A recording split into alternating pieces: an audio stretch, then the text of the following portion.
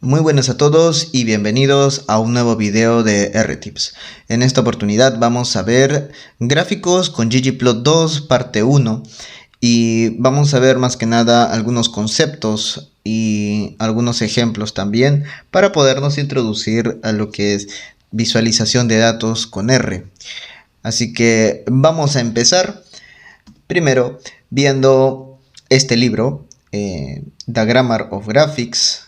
Este libro es lo que nos permitirá entender cómo es que funciona ggplot2, puesto que ggplot2 se entiende más como una librería que proporciona gráficos construyéndose a base de capas. Así que este libro nos dice cómo es que está constituido el gráfico y qué sistema existe detrás de él para poderlo plasmar. Entonces, esto es lo que nos va a decir el libro. Luego, ¿qué tipo de gráficos es lo que podemos hacer con ggplot2?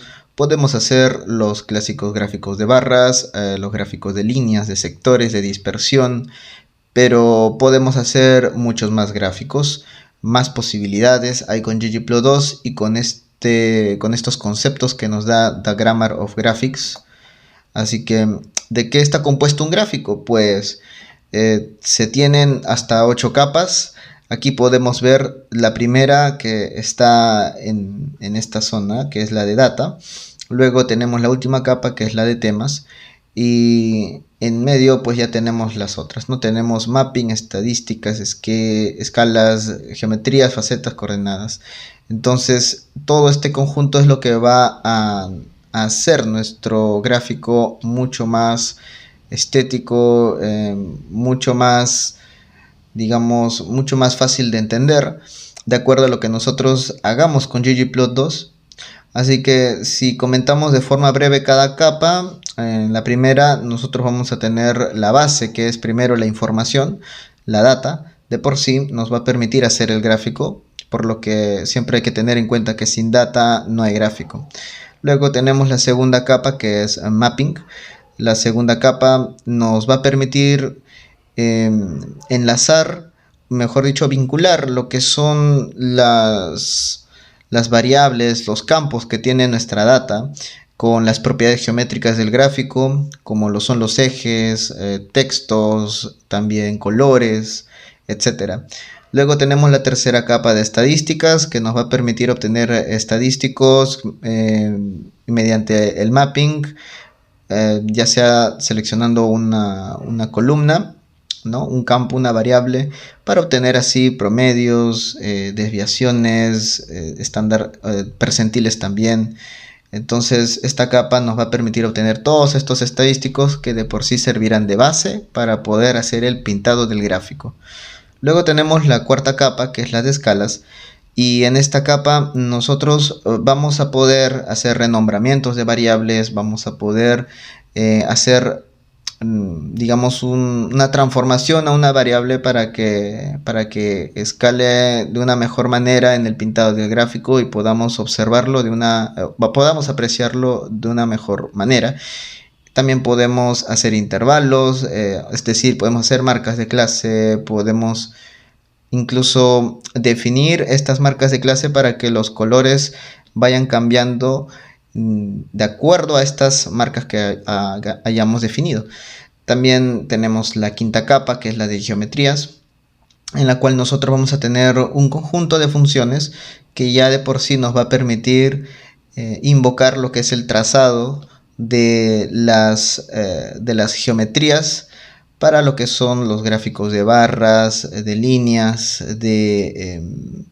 los gráficos de pie, pero ya más adelante hablaré sobre el gráfico de pie, los gráficos también de dispersión.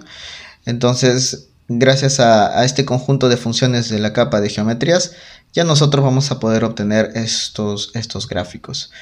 Vale decir que la capa de estadísticas sirve como base para algunos gráficos, bueno, no algunos, sino muchos de los gráficos que se tienen en esta capa de geometrías, debido a que, por ejemplo, la capa de boxplot utiliza necesariamente lo que son cuartiles, así que la capa de estadísticas ya los calcula de forma implícita y los utiliza para poder hacer el pintado del boxplot.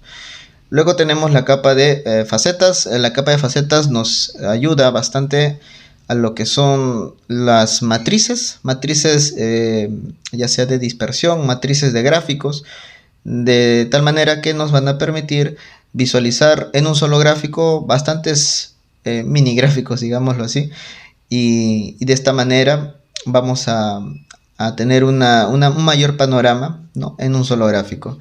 Luego tenemos la capa de coordenadas, en las cuales nosotros vamos a poder aplicar un sistema de coordenadas a un gráfico y con esto tener una perspectiva diferente de un mismo gráfico. Entonces aquí viene lo del gráfico de Pi, en la cual lo podemos obtener si nosotros hacemos un gráfico de barras apiladas y le aplicamos un sistema de coordenadas polares. Al hacer esto, nosotros vamos a poder obtener un gráfico de Pi.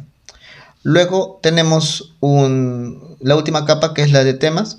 En esta capa ya nos desvinculamos de lo que es la data, porque la capa de temas solamente va a embellecer más el gráfico, digámoslo de esa manera, porque aquí ya vemos el tamaño de letra, vemos el color de fondo, los bordes, los subtítulos, el tamaño de la letra de los subtítulos, incluso el tipo de fuente. El tipo de fuente que se utiliza en los gráficos también los podemos modificar acá. Entonces todos esos parámetros estéticos los modificamos en esta capa de temas. Entonces todo lo que he dicho, acá vamos a ver las 8 capas. Acá tenemos algunos conceptos adicionales, algunos que ya mencioné. Entonces ya con esto vamos ahora sí a la acción. Muy bien, entonces aquí tengo RStudio. Con esto vamos a poder abrir nuestro archivo, nuestro script de R. Entonces vamos a invocar la librería de ggplot2. Muy bien. Entonces vamos a utilizar la base de datos Iris, que ya es conocida por muchos. Acá podemos ver que ya tenemos la base de datos Iris aquí. Ahora vamos a empezar con la primera capa. Vamos a poner acá primera capa, vamos a poner ggplot. Entonces la función ggplot, digamos que es la base con la que nosotros vamos a obtener el lienzo en donde nosotros vamos a hacer todo lo que es el dibujo. Entonces recordemos que la primera capa es la capa de data, ¿no? Entonces la capa de data nosotros decimos que es la base de datos Iris. Ok, si nosotros ejecutamos esto, todavía tenemos el lienzo, porque todavía no le hemos dicho cuáles van a ser las variables que nosotros vamos a tener en los ejes, ¿no? Entonces esta es la primera capa. Vamos a la segunda capa. Y en la segunda capa vamos a obtener lo que es, ya tenemos acá la data Iris, vamos a obtener el mapping. El mapping es un parámetro de ggplot en la cual nosotros vamos a llamar la función AES, ¿no? Bueno, se pronuncia de forma distinta, pero para efectos educativos pondremos como AES, ¿no? Lo vamos a decir como AES. Entonces, con esta función nosotros vamos a decir quién es mi eje X y quién es mi eje Y. Acá, si nosotros presionamos Tab, acá vamos a poder ver que nos sugiere X y Y como parámetros base. Se pueden agregar muchos más, pero eso ya lo veremos en próximos videos. Por ahora centrémonos en X y en Y. ¿Quién va a ser mi X? Digamos que yo quiero hacer un gráfico de dispersión, ¿no? Ejemplo, voy a poner ejemplo gráfico de dispersión. Discúlpenme si a veces me olvido las tildes, lo que pasa es que a veces el RStudio me puede confundir los caracteres y me puede colocar otra cosa en caso que lo guarde de inmediato. Bueno, entonces X va a ser aquí, ¿qué variable? Vamos a escoger la primera, que sea la longitud del sépalo. Y luego vamos a poner mi eje Y, el ancho del sépalo. Ok, entonces si yo hago esto, en la segunda capa, nosotros vamos a ver que el lienzo ya no está vacío, sino que ya voy a tener los ejes, el eje X y el eje Y, que llevan los mismos nombres de mis variables. Ahora, ¿qué es lo que voy a necesitar? Voy a necesitar mi tercera capa, ¿no? Entonces, mi tercera capa, en este caso, va a ser... Voy a copiarlo de arriba porque es gráfico de dispersión. En mi tercera capa, vamos a copiar todo esto ya. Mejor ya todo de una vez. Vamos a añadirle, ahora sí, una función de una de las capas que hemos visto anteriormente, ¿no? Una de estas 8 capas. Entonces, en este caso, yo, digamos que, como sé que la capa de estadísticas va a servir como un apoyo para la capa de geometrías, y que en este caso, pues no necesito reescalar nada, no necesito hacer alguna transformación, voy a llamar la capa de geometrías directamente, así que voy a llamar la función geom.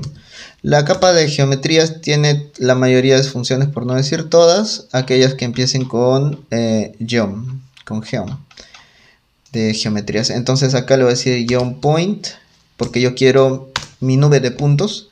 Y ya con esta capa nosotros vamos a poder tener esta nube de puntos, ¿no?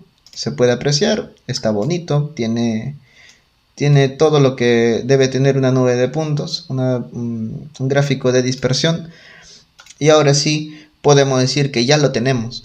Pero aquí hay que aclarar que podemos también cambiarle los parámetros, ¿no? Acá tenemos más capas, no hemos aplicado facetas, coordenadas, temas. Entonces, este es el primer paso. Digamos que queremos distinguirlos por especies. Entonces, ¿cómo yo puedo distinguir las especies? ¿Cómo hago que ggplot2 entienda que se tenga que distinguir estos puntos por especies? Sencillo. Vamos a entonces a decirle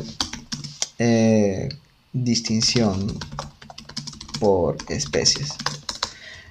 Y aquí vamos a copiar este código, pero vamos a hacerle acá un pequeño cambio. Vamos a poner el X, el Y abajo, y vamos a agregarle un parámetro más, porque mapping, recordemos que es la capa, ¿no? La capa que nos permite conectar nuestra base de datos con las propiedades geométricas del mismo gráfico. Así que yo quiero que se pinten de forma diferente, porque yo sé que pintándolas se va a distinguir mejor a qué especie pertenecen estos puntos, ¿no? Entonces, si es que son puntos, recordemos esto, si son puntos o líneas, entonces nosotros debemos rellenarlos con color. Acá, color, y acá vamos a decir que distinga de acuerdo a las especies, ¿no? Noten acá que no es necesario que agregue iris, no es necesario que haga esto, agregarle algún dólar, porque automáticamente mapping ya conecta o enlaza, vincula mi data con las propiedades geométricas. Así que si yo hago esto, vamos a ver que ya los puntos se colorean y ya tengo una leyenda que me permite saber a qué especie pertenecen estos puntos, ¿no? Estos datos, estos registros. Esta nube de puntos. Podemos ver acá que es setosa, digamos que tienen valores que definitivamente difieren bastante de versicolor y virgínica. Así que esto es lo que nos permite hacer ggplot2 de una forma bastante sencilla, ya que podemos incluso cambiarle los colores, pero ya lo veremos en otros videos. Ahora, si esto es más que nada, este color es para puntos y para líneas, pero ¿qué pasa si nosotros queremos hacerlo para barras? Entonces, en vez de color, tendríamos que llamarlo como fill. Como fill lo tendríamos que colocar. Ahora, y si hacemos un gráfico de barras, pues también podríamos. Vamos a ir acá abajo. Vamos a poner Ctrl Shift R. Y vamos a poner gráfico de barras. Gráfico de barras. Entonces, nuevamente, ggplot. Vamos a poner la data. Mi primera capa. Vamos a poner la segunda capa. Y acá vamos a poner... ¿de qué nos gustaría? Pues recordemos, a ver, en el gráfico de barras, normalmente, si es que las barras son verticales, en el eje X, ¿qué es lo que va? Pues va las categorías, así que especies va a ser mis categorías. Y hasta el momento vamos a ver que efectivamente ya tenemos el lienzo y tenemos el eje X ya con las categorías. Nótese que como no definí mi eje Y, el eje Y no está con ningún valor, ¿no? Entonces, ¿qué es lo que me falta? Pues me falta colocar aquí la función geom de la capa de geometries, y aquí le voy a poner geom bar, ¿no? De barras.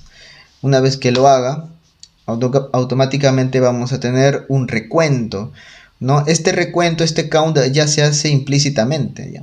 Entonces con la capa de estadísticas ya hace el recuento, el count que vemos aquí, para que tengamos los 50 valores que en la base de datos le pertenece a Setosa, Versicolor y Virgínica. En este caso son iguales, en otra base de datos pueden ser diferentes, pero sí son de esta manera, ¿no? Ahora, lo que iba diciendo, recuerdan que para puntos o líneas era color, pues para barras en este caso sería fill.